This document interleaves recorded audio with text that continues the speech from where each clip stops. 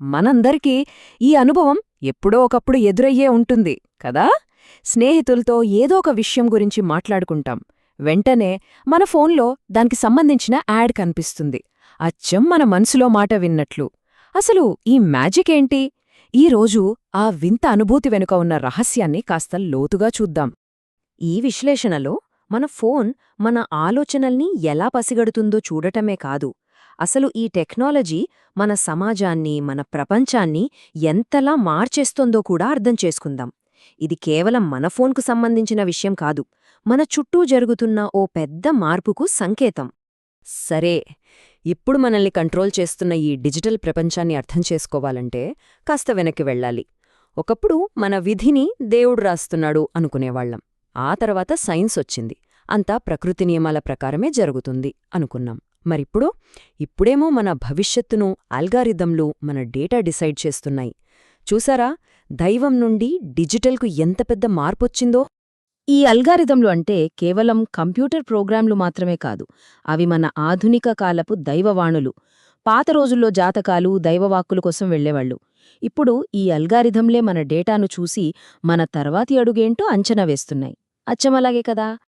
ఇప్పుడు మనం ఒక కొత్త నగరంలోకి అడుగుపెడుతున్నాం. దీని పేరే ఆల్గోరిథమిక్ సిటీ. ఈ నగరం ఇటుకలతో, సిమెంట్తో కట్టింది కాదు, డేటా, కోడ్తో నిర్మించింది. మరి ఇది ఎలా పనిచేస్తుందో చూద్దాం పదండి. సోషల్ మీడియా, అమెజాన్, గూగుల్ ఇవన్నీ మనకు తెలుసు. వీటినే మనం అల్గారిథమిక్ మధ్యవర్తులు అంటాం. అంటే మనల్ని ప్రపంచంతో కనెక్ట్ చేసేవి ఇవే అన్నమాట. స్నేహితులతో మాట్లాడాలన్నా, షాపింగ్ చెయ్యాలన్నా, ఏదైనా విషయం తెలుసుకోవాలన్నా వీటన్నింటి ద్వారానే మనం వెళ్తున్నాం. ఇవే ఈ కొత్త నగరానికి పునాదులు. ఇక్కడే అసలు విషయం ఉంది. ఈ సిస్టమ్స్ ఊరికే సమాచారాన్ని అటూ ఇటూ పంపించే పోస్టాఫీస్ లాంటివి కావు. అవి చాలా చురుకైనవి, డైనామిక్. అంటే అవి మనం చేసే ప్రతి పనిని గమనిస్తూ వెంటనే రియల్ టైంలో స్పందిస్తాయి, మన ప్రవర్తనను మార్చేందుకు ప్రయత్నిస్తాయి. మనం ఏం చూడాలి, ఏం కొనాలి, ఎవరితో మాట్లాడాలి, ఇలా అన్నిట్లోనూ జోక్యం చేసుకుంటాయన్నమాట. ఈ లిస్టు చూస్తేనే అర్థమవుతుంది కదా, ఫేస్బుక్, అమెజాన్, గూగుల్ వీటిలో ఏదో ఒకటి వాడకుండా మన రోజూ గడవదు. మన స్నేహాలు, మన కొనుగోళ్లు, మనకు చేరే వార్తలు వీటన్నింటినీ ఈ అల్గారిథమిక్ మధ్యవర్తులే శాసిస్తున్నాయి. మన జీవితంలో ఇవి ఎంతలా భాగమైపోయాయో చూడండి. సరే, ఈ అల్గారిథమిక్ సిటీలో జీవించటం మనల్ని వ్యక్తిగతంగా ఎలా మారుస్తోంది? మన గురించి మనం ఆలోచించుకునే పద్ధతిపై దీని ప్రభావం ఎలా ఉందో ఇప్పుడు చూద్దాం. శతాబ్దాలుగా మనల్ని మనం తెలుసుకోవాలంటే అంతర్ముఖులం అయ్యేవాళ్లం. మన లోపలికి మనం ప్రయాణించేవాళ్లం. కాని ఈ డిజిటల్ యుగం ఆ ప్రయాణాన్ని రివర్స్ చేసింది. ఇప్పుడు మన ఆలోచనలు, భావాలు, అనుభవాలు అన్నీ బయట ప్రపంచానికి తెలిసిపోతున్నాయి. ఒకప్పుడు మన జీవితాలు మనకే సొంతం, చాలా ప్రైవేట్గా ఉండేవి. కాని ఇప్పుడు సోషల్ మీడియా పుణ్యమా అని మన జీవితం ఒక తెరిచిన పుస్తకంలా మారింది. దీన్నే పారగమ్య స్వీయ అంటారు. అంటే బయట ప్రపంచం మనలోకి సులువుగా చొచ్చుకురాగలదు, మనం కూడా నిరంతరం మనల్ని మనం ప్రపంచానికి ప్రదర్శించుకుంటూ ఉంటాం. మన ఉనికే ఒక ప్రదర్శనగా మారిపోయింది. నేనున్నాను, నేనాక్టివ్గా ఉన్నాను అని ప్రపంచానికి చాటి చెప్పడానికి మనం రోజూ స్టేటస్లు అప్డేట్ చేస్తూనే ఉంటాం. బతకడం కంటే బతుకుతున్నట్టు నలుగురికి చూపించడమే ఒక పనైపోయింది. మన జీవితాలు ఇలా బహిరంగమవ్వడమనేదే కేవలం వ్యక్తిగత మార్పు కాదు, దీనివల్ల సమాజంలో ఒక కొత్త శక్తి కేంద్రం ఏర్పడుతోంది. అదొక డిజిటల్ గొరిల్లా లాంటిది. ఏంటో చూద్దాం. ఆర్టిఫిషియల్ ఇంటెలిజెన్స్ అంటే ఏఐని మనం కేవలం ఒక టూల్గా, ఒక పనిముట్టుగా చూడటం ఇక ఆపేయాలి. ఎందుకంటే అది ఇప్పుడు మన సమాజంలో ఒక కొత్త శక్తిగా, ఒక కొత్త పాత్రధారిగా మారుతోంది. అంటే దానికి మనల్ని ప్రభావితం చేసే శక్తి, సొంతంగా నిర్ణయాలు తీసుకునే సామర్థ్యం వస్తున్నాయి.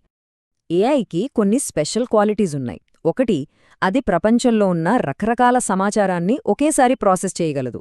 2, దాన్ని తయారు చేసిన వాళ్లక్కూడా కొన్నిసార్లు అది ఎలా పనిచేస్తుందో, ఎందుకొక నిర్ణయం తీసుకుందో పూర్తిగా అర్థం కాదు. ఈ లక్షణాల వల్లే అది ఒక మషీన్లా కాకుండా ఒక సంస్థలా, ఒక పవర్లా పనిచేస్తుంది. కాబట్టి అసలు విషయమేంటంటే అధికార స్వరూపం మారుతుంది. ఇది ఏ ఒక్కరి కంట్రోల్లోనూ లేని ఒక కొత్త శక్తి. ఈ కొత్త శక్తిని మనం అర్థం చేసుకోవాలి, దానితో ఎలా వ్యవహరించాలో తెలుసుకోవాలి, లేకపోతే కష్టం. ఈ కొత్తగా పుట్టకొచ్చిన టెక్నాలజీ శక్తి కోసం ఇప్పుడొక పెద్ద యుద్ధమే జరుగుతోంది. ఇది మన భవిష్యత్తును నిర్ణయించే యుద్ధం.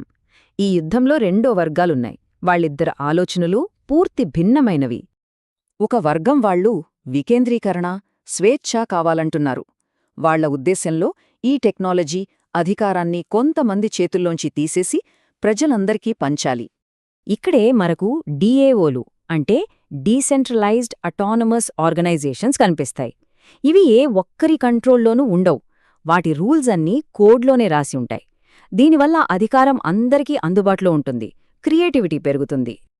మరోవైపు పూర్తి నియంత్రణ కావాలనుకునే వర్గం ఉంది.